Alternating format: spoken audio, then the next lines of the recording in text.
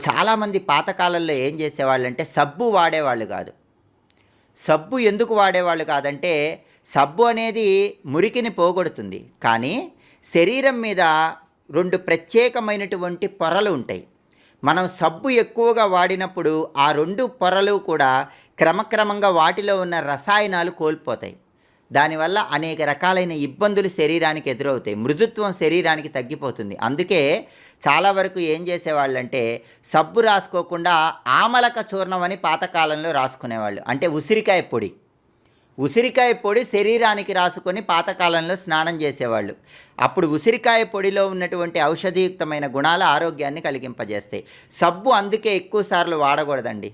చాలామంది ఊరికే సోప్తో చేతులు వాష్ చేసుకుంటూ ఉంటారు. సబ్బు ఎక్కువ వాడితే అక్కడ పైన ఉన్నటువంటి రసాయనాలు అనేవి చర్మంలో తొలగిపోయి చర్మం అనేది మృదుత్వం కోల్పోతుంది. కాబట్టి